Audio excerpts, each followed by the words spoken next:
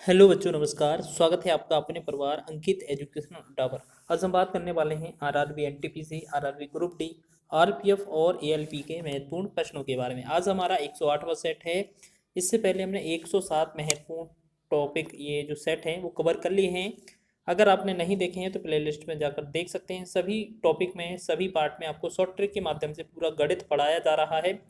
यहाँ पर जो आज हम बात करेंगे, निर्देशांक ज्यामिति जो होती है, कोऑर्डिनेट ज्योमेट्री, उससे रिलेटेड महत्वपूर्ण क्वेश्चन लेकर आए हैं। ठीक है, 2 से 3 पार्ट रहेंगे इसके, और सभी महत्वपूर्ण क्वेश्चन जो आपकी परीक्षा में बार बार आते हैं उनको यहाँ पर करा दिया जाएगा। ठीक है, चलिए पहला क्वेश्चन बनता है आपका कि बिंदु ए 1 2 1,2, बी है 3,4, सी 4,1, एक ऐसे त्रिभुज के शीर्ष हैं जो है, तो आप बताना है इनमें से समद्विबाहु है, समकोण है, विषमबाहु है या समबाहु है। ठीक है, तो इनमें से आपका ये त्रिभुज का पता कैसे चलेगा? अगर सभी भुजाएं असमान हैं तो हमारा विषमबाहु होगा, दो जो भुजाएं समान है तो समद्विबाहु होगा, सभी भुजाएं समान है तो ये हमारा समबाहु होगा। ठीक है, और जब इनमें से कोई भी रूल फॉलो नहीं होगा तो हमें समकोण पर जाके देखना होगा। ठीक है, तो सबसे पहले हम बात करेंगे समकोण का तब निकलेगा जब कर्ण स्क्वायर जो होता है ना, एक का बड़े वाली भुजा का वर्ग दोनों छोटी भुजा वाले वर्ग का योगफल के बराबर होता है। तो यहाँ पर सबसे पहले आपको करना क्या है, कैसे समझेंगे आप? पहले 1 2 लिखा है, 1 2 लिखेंगे। ठीक है, दूसरा आपका कितना लिखा है, 3,4 लिख लेंगे। ठीक है, फिर आपका कितना लिखा है, 4,1। ठीक, इतना आपको लिख लेना है। फिर आपको क्या करना है, आपको एक कलर चेंज करके बताते हैं। आपको ऐसे समझना है, 3 और 1 का डिफरेंस करेंगे तो कितना आएगा, 3 और 1 का डिफरेंस 2 आएगा, तो यहाँ 2 का वर्ग कर देंगे। ठीक है, प्लस 4 और 2 का डिफरेंस करेंगे तो 4 2 का डिफरेंस 2 आएगा, 2 का वर्ग 4 हो जाएगा।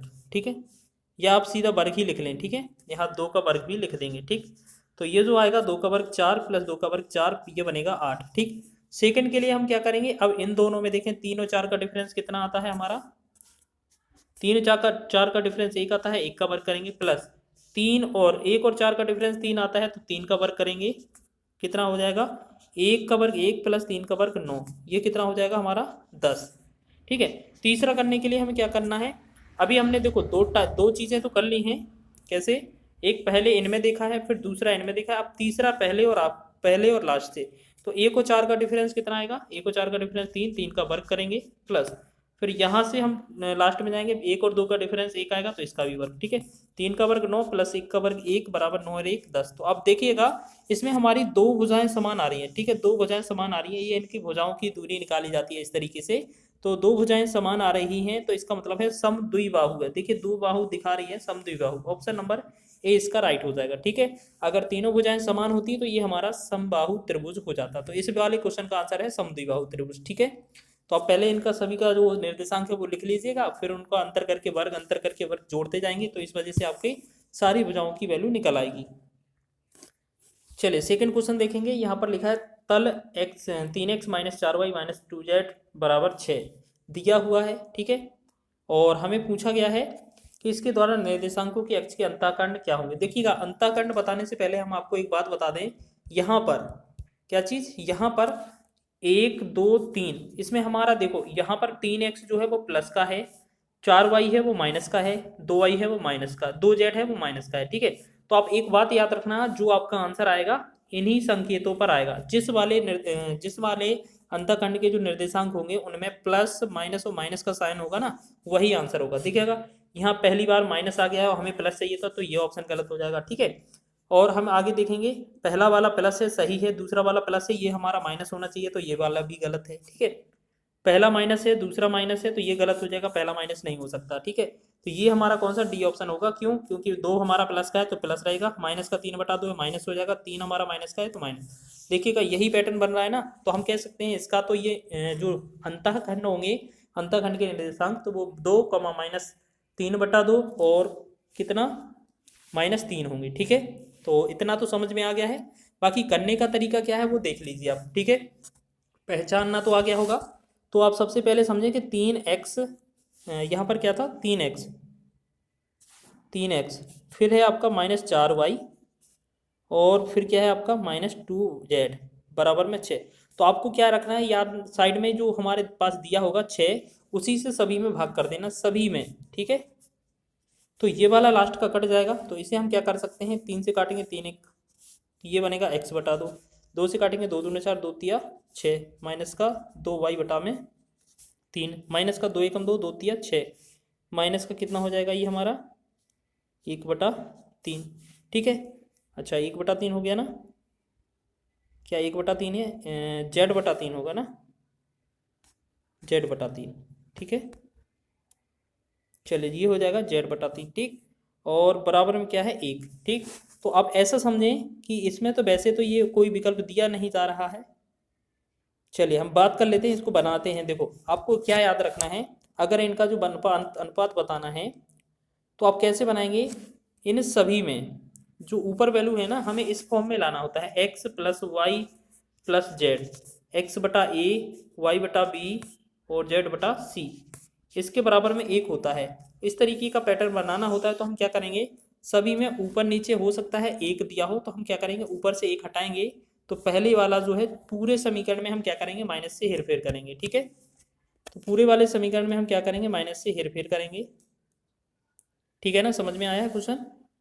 तो इससे हम क्या कह सकते हैं कि इन सभी को अगर प्रश्न में दिया है तो इस वाले x को हटाएंगे तो यहाँ पर ये 2 बनेगा, माइनस दूसरा क्या है 2 है, ये 2 वाला यहाँ से हटेगा, y रहता 7 अकेला। ठीक है, तो यहाँ पर ये 3 था, तो ये इसके और नीचे आ जाएगा यहाँ पर, तो ये हो जाएगा 3/2। फिर माइनस इसके साथ मान लेते हैं ये z है, z के साथ -1 होगा, तो इसे भी हम क्या कर सकते हैं, 3/1 कर सकते हैं। इस तरीके से हमारा जो होगा दोनों लास्ट वाले माइनस इसके आंसर हो जाएंगे। तो ऑप्शन नंबर डी इसका राइट हो जाएगा। ठीक है, 2 के बटा में 1 हो जाएगा, ऐसा हम कर सकते हैं। तो अगला प्रश्न देख लें आप सभी लोग। देखो क्वेश्चन में लिखा है, उस बिंदु के निर्देशांक ज्ञात कीजिए जो बिंदु 2,4 और 7,9 को जोड़ने वाली रेखा को आंतरिक रूप से 1:2 में विभाजित करता है। मान लेते कोई रेखा है इस तरीके से। ठीक है, यहाँ पर पहले तरफ बिंदु 2,4 हैं और दूसरे तरफ बिंदु है 7,9। ठीक है, यहाँ पर कहीं बिंदु बीच में स्थित है, उसका जो है 1:2 के अनुपात में ये बांटा गया है। ठीक है, यानी कि यहाँ से यहाँ तक की जो वैल्यू है वो 1 और यहाँ से यहाँ तक की वैल्यू है वो 2। अब बोला गया है इस बिंदु के निर्देशांक कितने होंगे इस अगर अनुपात में बांटा है। तो देखिएगा, अनुपात में बांटने के लिए आपके आंतरिक विभाजन के लिए 2 फॉर्मूले बनते हैं, एक तो x अक्ष का और एक y अक्ष का। तो x का फॉर्मूला क्या होता है आपका, m1 x2 प्लस में m2 x1 बटा में m1 प्लस m2। ठीक है, ये तो आपका पहला हो गया एक x अक्ष का। y अक्ष का फॉर्मूला कैसे बनता है, m1 y2 minus m2 y1 बटा में क्या होता है m1 प्लस m2। ठीक है, तो ये आपके फॉर्मूले बनते हैं। ठीक है, तो अब ऐसे समझें कि आपको पूरा नहीं लगाना है, आपको ये देखना है कि सबसे अलग कौन है। 3/8, 8/11/3, 5/3, 8/3, यानी कि पहला ही x अकेला निकाल लें, इससे ही हमारा काम हो जाएगा। ठीक है, इनमें जो बिंदु के निर्देशांक है इन्हें x1 y1 और x2 y2 भी कहा जाता है, और इस अनुपात को m1 अनुपाते m2 कहते हैं। तो डायरेक्ट हम इस वाले फॉर्मूले में रख देंगे। ठीक है, तो x का जो निर्देशांक निकलेगा तो हम x का ही वेरीफाई कर लेंगे अकेला। तो m1 कितना है हमारा, अनुपात में 1 दिया है, x2 कितना दिया हुआ है, देखो यहाँ पर 7 है, 7 लिखेंगे। ठीक है, प्लस m1 x2 हो गया, प्लस m2 कितना है 2, और m2 x1 कितना हो जाएगा हमारा, x1 हमारा है कितना 2। ठीक है, और बटा में करते हैं हम, क्या करते हैं m1 प्लस m2, तो 1 + 2। तो हमने देखा कि 7 एकम 7 और 2 दूना 4, तो ये कितना 7 4 11/2 आ रहा, 11/3 बन रहा है। तो जो आपका x का वैल्यू 11/3 बनेगा वही आंसर होगा। देखिएगा पहले आंसर में सिर्फ 11/3 सी ऑप्शन में दिया हुआ है, बाकी सारे अलग अलग हैं। तो इससे हमारा आंसर ऑप्शन नंबर सी हो जाएगा। पूरा लगाने की आवश्यकता नहीं है, हम y का वैल्यू निकालें ना निकालें, लेकिन x से ही आंसर बन जाएगा पहचानने में। अगर आप निकालेंगे तो y का भी वैल्यू इतना ही आएगा 17/3। ठीक है, चलिए अगला क्वेश्चन है हमारा, x अक्ष के सापेक्ष बिंदु 7,8 का परिवर्तित प्रतिबिंब ज्ञात कीजिए। जैसे मान लेते हैं आपका एक जो है यहाँ पर x एक्सिस ये है। ठीक है, बिंदु क्या दिया है 7,8, मान लेते हैं 7,8 जो बिंदु है वो यहाँ पर है। ठीक है, 7,8। अब इसका जो प्रतिबिंब है वो डायरेक्ट इस तरफ बनेगा। तो आपको पता होना चाहिए जो इस तरफ अगर बिंदु होते हैं तो सिर्फ y का साइन बदला जाता है। ठीक है, 7 यहाँ सेम रहेगा, माइनस का 8 कर देंगे, यानी कि इनके जो चतुर्थांश होते हैं वो कैसे बनते हैं, पहले इसमें दोनों प्लस होते हैं, इसमें माइनस प्लस होते हैं, इसमें माइनस माइनस होते हैं, इसमें प्लस और माइनस होते हैं। तो जो विकल्प भी जो भी प्लस और माइनस वाला होगा वही आंसर होगा, ठीक है। तो पहला 8 और 7 है, दोनों प्लस है, गलत हो जाएगा। माइनस दोनों है, दोनों गलत हो जाएगा। -7 है और 8 है, ये उल्टा लिख दिया। पहला प्लस का 7 है, माइनस का 8 है, हाँ ये वाला सही हो जाएगा, ठीक है। तो वैसे भी हमने आपको निर्देशांक भी लिख दिए थे, तो आंसर हो जाएगा आपका इसका ऑप्शन नंबर डी। आगे बात कर लेते हैं, एक और क्वेश्चन है इस वीडियो में, महत्वपूर्ण क्वेश्चन है।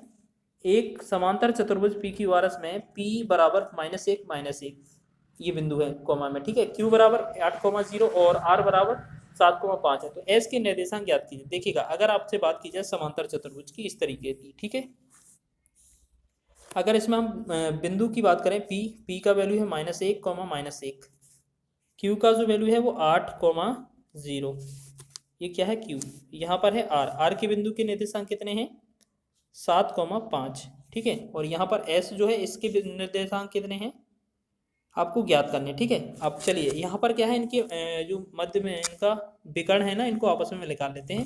विकर्ण पर जो O बनेगा बिंदु, ये यहाँ पर क्या दर्शाएगा, मध्य बिंदु को। मध्य बिंदु आपको पता होना चाहिए, इसमें क्या होते हैं, बराबर आते हैं। तो देखिएगा इसकी ट्रिक कैसे बनाएंगे आप।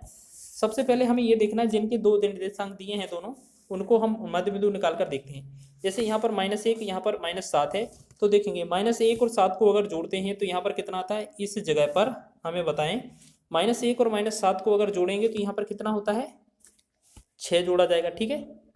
और -1 और 5 को जोड़ेंगे तो यहाँ पर 4 होगा। मतलब हमें क्या चाहिए, 6 और 4 बनाना है इस O पर, ठीक है।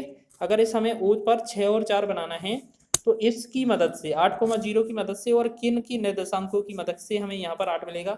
तो हम ऐसे समझ लें, अगर यहाँ पर 8 है तो यहाँ पर पहले पर 2 होना चाहिए माइनस का, क्यों, 8 में से 2 माइनस जाएगा तभी तो 6 आएगा यहाँ पर, ठीक है। और दूसरा चीज 0 है, हमें कितना बनाना है, 4 बनाना है, तो इसको हम 4 ही ले सकते हैं, यानी कि -2,4 जो बनेगा हमारा राइट आंसर बन जाएगा। ऑप्शन नंबर ए इसका राइट है। ये जो क्वेश्चन है आपके कोऑर्डिनेट ज्योमेट्री से रिलेटेड है, महत्वपूर्ण प्रश्न है। इसी तरीके से हम कुछ और प्रश्न लेकर आएंगे जो आपके महत्वपूर्ण होंगे और एग्जाम की दृष्टि से, और सभी का सॉल्यूशन कराया जाएगा शॉर्ट ट्रिक के माध्यम से।